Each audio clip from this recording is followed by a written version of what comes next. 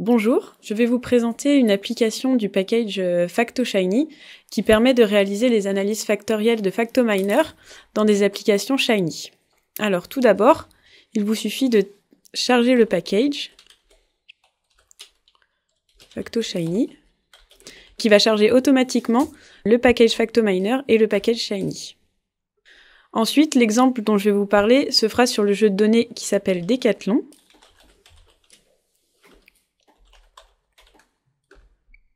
Et on va réaliser la fonction qui s'appelle PCA Shiny directement sur ce jeu de données. Donc l'application Shiny s'ouvre automatiquement dans une page web. Cette page web se divise en deux parties. La partie gauche de la page qui va vous permettre de modifier certains paramètres et la partie droite de la page où vous allez pouvoir observer les différents résultats. La fenêtre de gauche se divise en trois blocs. Le bloc des paramètres de l'ACP, le bloc des paramètres graphiques et le bloc des paramètres de téléchargement. Dans le bloc des paramètres de l'ACP, vous allez pouvoir choisir les variables quantitatives actives, les variables quantitatives supplémentaires et les variables qualitatives supplémentaires. Par défaut, toutes les variables quantitatives sont considérées comme actives. Néanmoins, sur mon jeu de données, je vais choisir que les variables rank et points sont supplémentaires. Comme vous pouvez le voir, les graphiques s'actualisent automatiquement. Je souhaite aussi que ma variable compétition, qui est une variable qualitative, soit considérée comme supplémentaire dans mon jeu de données. Ici, je ne souhaite pas forcément avoir d'individus supplémentaires, mais je peux en sélectionner autant que je veux et les enlever tout de suite après. Une fois mes paramètres d'ACP définis, je peux avoir envie de modifier mes paramètres graphiques. Les premiers paramètres graphiques modifiables sont les axes X et Y. Par défaut, les axes 1 et 2 sont définis. Néanmoins, je peux avoir envie de regarder les axes 1 et 3, 1 et 4, jusqu'à l'axe 5. Ensuite, il me suffit de choisir le graphe des individus ou le graphe des variables pour modifier celui-ci. Donc tout d'abord, je peux décider de modifier par exemple le graphique des individus. Ici, on voit qu'il y a beaucoup d'individus, donc beaucoup de labels, ce qui ne le rend pas très lisible. On peut par exemple, pour le rendre plus lisible, diminuer la taille de la police, ici par exemple à 0,8. On voit donc que la taille des labels est plus petite et que le graphique est plus lisible. Également, dans le même but, nous pouvons sélectionner les individus en fonction de leur cos carré, de leur contribution ou tout simplement manuellement. Si l'on choisit de les sélectionner manuellement, il faudra ensuite renseigner les noms des individus que l'on souhaite voir affichés sur le plot. Si je souhaite sélectionner mes individus en fonction du cos carré, vous voyez ici la valeur du cos carré évoluer et les individus sélectionnés disparaître au fur et à mesure. Également, dans un souci de lisibilité du graphique, on peut avoir envie de colorier les graphiques en fonction d'une variable catégorielle. On a vu dans les paramètres de l'ACP que j'avais sélectionné la variable compétition comme étant supplémentaire dans mon analyse. Je vais donc colorier les points en fonction de cette variable. Le principe est le même pour le graphe des variables. Je vais pouvoir diminuer ou augmenter la taille des labels et également sélectionner mes variables en fonction du cos carré ou de la contribution.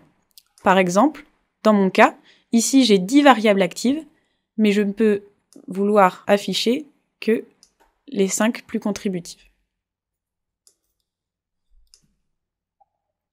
En ce qui concerne les autres sorties, le deuxième onglet disponible de l'application est l'onglet qui s'appelle ici Values. Dans cet onglet, je vais pouvoir regarder un summary de ma fonction qui résume les résultats principaux de l'analyse factorielle. Mais je vais pouvoir également regarder mes valeurs propres avec un graphique qui nous aide à choisir le nombre de dimensions que l'on va garder. Je peux regarder le résultat de mes variables, le résultat de mes individus, de mes variables supplémentaires et de mes variables qualitatives. Il est également possible de consulter la description automatique des axes. Vous pouvez choisir la dimension 1, la dimension 2 ou la dimension 3. Vous avez également à votre disponibilité un summary du jeu de données qui est accompagné d'un boxplot et d'un histogramme pour les variables quantitatives. Enfin, le dernier onglet est un onglet du jeu de données, sous un affichage un petit peu particulier puisqu'il vous permet de chercher une valeur particulière dans mon jeu de données. Par exemple, je peux choisir un individu particulier et je n'obtiens que la ligne de cet individu. Enfin, il vous est possible de télécharger les graphes au format PNG, JPEG ou PDF. Par exemple, ici, je souhaite que mon graphe des individus soit téléchargé au format PNG, il me suffit d'appuyer sur ce bouton. Lorsque vous avez terminé d'utiliser l'application, il vous suffit d'appuyer sur ce bouton « Quit the app » qui ferme automatiquement la page. Une fois revenu sur R, si je m'aperçois que finalement il y a un paramètre que j'ai oublié d'ajouter ou que je veux modifier, je peux retrouver mon application dans le même état que lorsque je l'ai laissée. Pour cela, il suffit de relancer la même fonction, pas sur le jeu de données, mais cette fois-ci sur le résultat de mon application Shiny PCA. La page web se rouvre donc automatiquement et les paramètres de l'ACP ainsi que les paramètres graphiques sont dans le même état que lorsque vous avez quitté l'application. Donc lorsque vous avez fini, encore une fois, il vous suffit de cliquer sur Quit the app.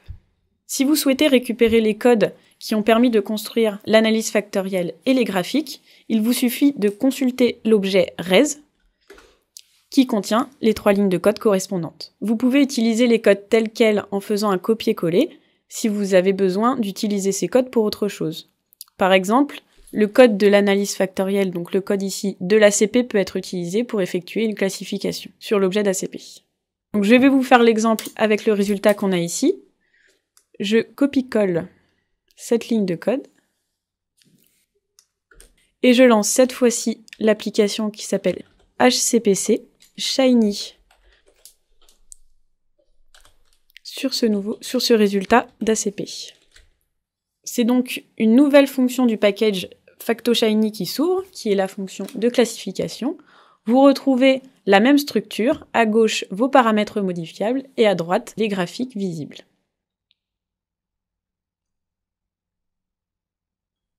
Vous pouvez voir ici le graphique des individus répartis par classe, le nombre de classes par défaut et le nombre de classes suggérées par la fonction HCPC.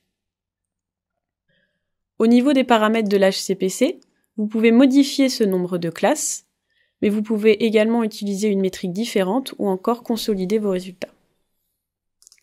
En ce qui concerne les paramètres graphiques, là aussi, comme dans l'ACP, vous pouvez modifier les axes X et Y.